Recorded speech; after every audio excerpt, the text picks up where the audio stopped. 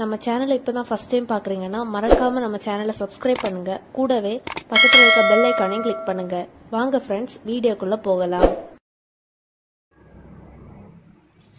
Hi friends, நாம் இப்போ இந்த வீடியோவில் பார்க்க போகிறது ஒரு ஹெல்த்தியான ரசம் தான் பார்க்க போகிறோம். அது எப்படி பண்ணுறேன்னு பார்த்துடலாம். அதுக்கு ஃபஸ்ட்டு நம்ம கொஞ்சம் வெத்தலை பறிக்கணும். வெத்தலை வந்து தோட்டத்தில் இருந்தாலும் சரி, அப்படி இல்லைனா நீங்கள் கடையில் வாங்கிக்கோங்க. நம்ம இப்போ தோட்டத்தில் போய் ஒரு 5லேருந்து 6 வெத்தலை பறிச்சிட்டு வந்துடலாம்.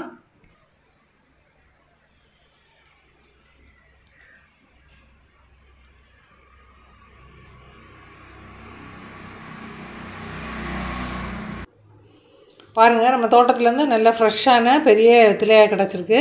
இப்போ நான் வந்து 4 வெத்தலை தான் பறிச்சிருக்கேன். இப்போ க்ளீன் பண்ணி எடுத்துகிட்டு வந்துடலாம்.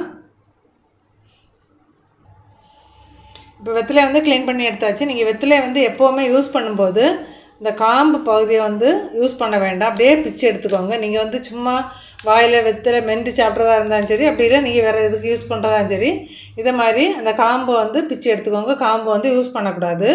அதை பிச்சு எடுத்துகிட்டு இப்போ வந்து வெத்தலையை வந்து மிக்ஸி ஜாரில் சேர்த்துக்கலாம். நான் இப்போ 2 பேருக்கு தேவையான ரசம் தான் வைக்கிறேன். நீங்கள் வந்து உங்களுக்கு தேவையான அளவு குவான்டிட்டியை கூட்டிக்கோ குறைக்கோ சேர்த்துக்கலாம். இப்போ வெத்தலை அதில் பிச்சு போட்டாச்சு. இப்போ ஒரு தக்காளியும் அதில் சேர்த்து நம்ம இப்போ அரைச்சி எடுத்துகிட்டு வந்துடலாம். தக்காளி வந்து கொஞ்சம் நல்ல பழுத்ததாக எடுத்துக்கோங்க. இப்போ இதையும் இதில் சேர்த்துட்டு அரைச்சி எடுத்துகிட்டு வந்துடலாம்.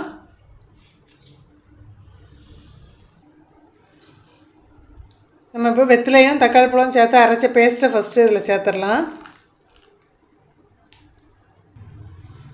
இப்போ இதிலே வந்து தேவையான மஞ்சள் பொடி, அப்புறம் உப்பு,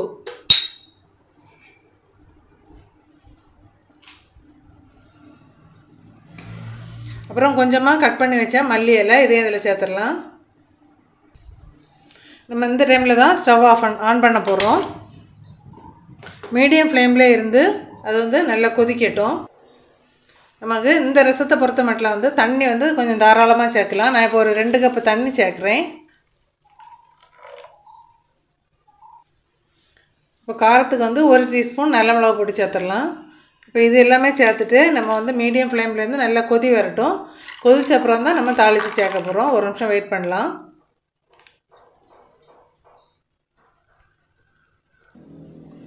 ரசம் வந்து மீடியம் ஃப்ளேமில் கொதிச்சுட்டு இந்த டைமில் கொஞ்சமாக காயப்பொடி சேர்த்து கொடுத்துடலாம்.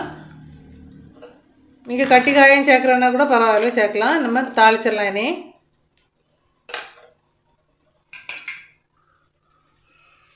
இப்போ நம்ம தாளிச்சிடலாம். அதுக்கு ஃபஸ்ட்டு எண்ணெய் சேர்த்துடலாம்.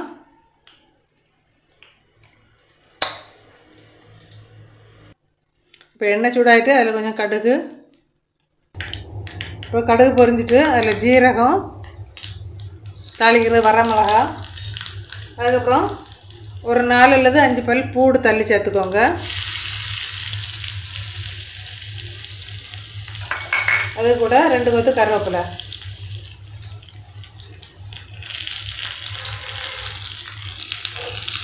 இப்போ எல்லாத்தையும் ஒருக்கா மிக்ஸ் பண்ணி அப்படியே ரசத்தில் சேர்த்துடலாம்.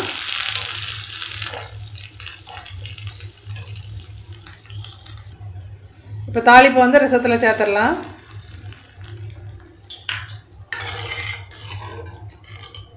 நம்ம இதில் வந்து புளி சேர்க்கல, தக்காளி பழம் தான் சேர்த்துருக்குறோம். நீங்கள் வந்து வெத்தலை கொஞ்சம் கூடுதலாக சேர்க்குறீங்க அப்படின்னு சொன்னால் தக்காளி பழத்தை கொஞ்சம் கூடுதலாக சேர்த்துக்கோங்க. அப்படி இல்லை உங்களுக்கு புளி தேவைப்பட்டு அப்படின்னு சொன்னால் கொஞ்சமாக புளி சேர்த்துக்கோங்க.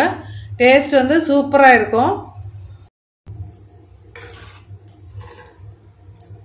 ரசம் வந்து சூப்பரான டேஸ்ட்டில் நம்ம ரெடி பண்ணிட்டோம். இதே மெத்தடில் ட்ரை பண்ணி பாருங்கள் ஃப்ரெண்ட்ஸ். கண்டிப்பாக நம்ம சைடிஸ் எதுவுமே தேவையில்லை, ஹெல்த்துக்குமே ரொம்ப நல்லது. நீங்கள் வந்து வாரத்தில் ஒரு நாள் தாராளமாக இதை மாதிரி செய்து ட்ரை பண்ணி பார்க்கலாம். ஓகே ஃப்ரெண்ட்ஸ், இதே அளவில் இதே மெத்தடில் ட்ரை பண்ணி பார்த்துட்டு மறக்காமல் கமெண்ட் பண்ணுங்கள்.